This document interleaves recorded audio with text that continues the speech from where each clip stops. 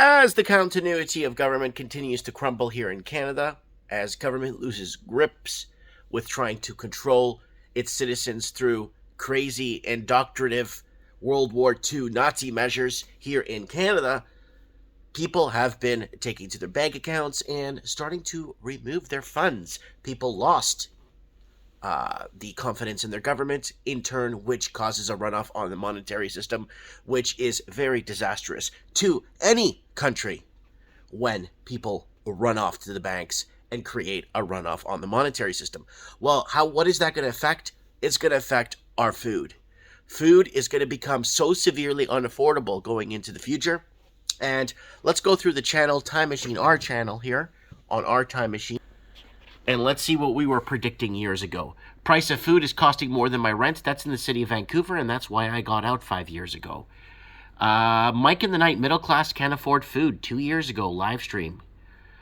Price of food now unaffordable. 2 years ago. First it was housing, now automotive, now food. According to poll, 47 Canadians say it's getting harder for their family to afford food. This is before they pulled the trigger on the pandemic.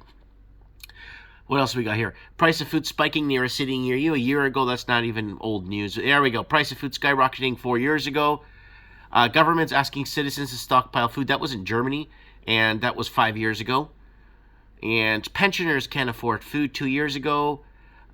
Food bank usage in Scotland hits record high. So there it is. Lots of food. Price of food videos that we've been doing years and years ago. This is from 3 years ago. From 3 years ago. So the 6 years ago playback. So what is happening? Well, here it is. Let me zoom that properly. Inflation biting into your grocery bill. Follow the food from fork to see why. Well, we don't have to do that because I'll tell you why. Canada's inflation rate rises 5.1% since 1991. Canadian Parliament warns real estate prices are up 50% overvalued. Inflation creating dire trade-offs as low-income Montrealers juggle food, heat, and rent. And this was from the other day here. And in almost any Montreal grocery store you step in these days, the shoppers will tell you they are feeling the sticker shock. So there it is. They're juggling between rent, food, and heat. Canadian real estate prices jump another $29,000 and have never grown faster. But how is that even possible when the people are starving? Well, I'll explain that in a second. Everything. Inflation, it's not just gas, food anymore, and wages aren't keeping up. Wages haven't kept up in Canada since 1974. And Canada's inflation surpasses 5% for the first time in 30 years. That is True North reporting that. So, why? It's the mismanagement of funds by governments. That's it. Very simple.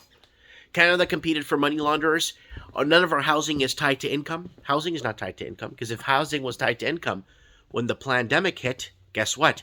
Housing would have seen a correction because people's wages were cut significantly and people couldn't work because of the lockdowns.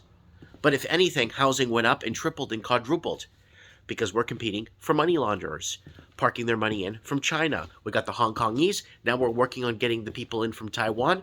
Our government's working hard on the back end to get in the millionaires to replace the people that built the infrastructure and built this country. My dad worked his whole life building this country. He worked on the Air Canada Centre, worked on the Sky Dome, worked on a lot of infrastructure projects here in Canada. May God rest his soul. Anyways, so what is happening? Mismanagement of governments. Canada has been basically dependent on exporting homes to grow its GDP, to grow its basically look good on paper in the G7 nations, but realistically it was selling out its own people since 2010. Australia is on the hook, so is New Zealand, and so is the United Kingdom on all the blue states in America. The blue states in America are basically the start of Amerifornia. When the new president-elect Joe Biden came in, basically selected, not elected, put into place, Amerifornia kicked off. And we actually predicted in videos that housing will double in lots of areas of America. In rural areas of America, you'll see a 50% increase in housing. And in some parts of America, outside of the blue states, you'll start... this is all outside the blue states, though. You'll see a 100% increase in housing in other rural parts in the red states in America. So I kind of wanted to share this with you guys. Mismanagement of government funds. We do not produce anymore like we used to. Canada used to be a huge production hub of almost everything. We used to make bikes, hockey equipment, all kinds of stuff. From we'd bottle our own stuff. We would use glass. We'd actually use good quality products. We'd manufacture. We'd fabricate. We'd export to the highest bidders all over the world that wanted to get Canadian products. We have our own, but you're saying, but Mike, we're rich in minerals. We don't own our minerals. China owns it. Biggest coal plant in BC, owned by China. Biggest gold mine in Canada, owned by China. Biggest everything in Canada, owned by China. And now they're going to buy our telecom systems so they could put the Huawei 5G into us, or 5G into our system. And we sold our biggest lithium-ion mine here to China. China owns everything. And that's why China's shaking its boots on what the people are going to do, because China has a lot of assets in Canada. Canada is an autonomous region of China now. And until people wake up to realize that, we need a governance that's going to come in with the stroke of a pen and instill a money laundering investigation. That's all we need. We had a money laundering investigation, and it was shut down by the Liberal government in 2020. Because hundreds of thousands now, from what I'm reading, hundreds of thousands of people of Chinese origin will end up in prison for laundering and breaching money laundering, breach protocols, or breach laws here in Canada. So what do? We need to put somebody who is going to be there for the people, by the people. Any existing governance in there right now will not investigate the money laundering, because that will bring Canada down to its knees, and it will probably spark a war with China. Literally spark a war with China.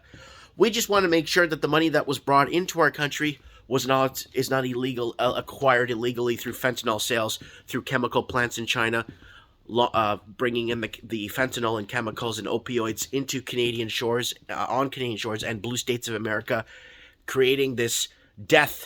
More people dying of opioid and fentanyl overdoses than they're dying of COVID. So we don't acknowledge that, because the status quo or the media needs to focus, keep focus on fear.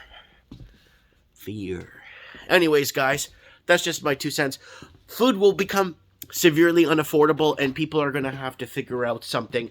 No one trusts the banking system anymore, because it's tied to the governments. Big pharma tied to governments. Mainstream media tied to governments, or legacy media, or liars, or whatever. They're all tied, and they're all intertwined, and they're all interconnected. All Canada had to do was put stiffer penalties on money laundering and actually shut it down at the core. Seize the money, seize the properties. We have millions of properties littered across Canada that are empty, while Canadian families are freezing and dying on the streets, and basically getting wiped out by the fentanyl that came in from China in the first place. Money gets relaundered into more houses to leave them empty. Mike Martins here. Thanks for watching. Like, subscribe. We're on Rumble now. Our main YouTube channel is still taken down, and our backup channel already had a strike lifted. So we're having a really tough time maintaining our presence here on YouTube. Let me know what you guys think. Lots of love. Share this video. Get this out there. God bless. We'll see each other on the flip side. Amerifornia is going strong, by the way. I got an email from somebody confirming I was right, and America is now in a very problematic state. But we do have Lord Humongous reporting for Mike in the Night. He'll be going across the United States. He'll be going from Barstow. He'll be going all the way across, all the way up to Washington, D.C., getting clips for us on the show. And I want to thank other people reporting for the channel in Winnipeg, Ottawa, people reporting for Mike in the Night and getting our footage and getting the message out there for you guys. We don't want anything. We don't ask for anything. We just want to see things get fixed. Mike Martins here. I have spoken.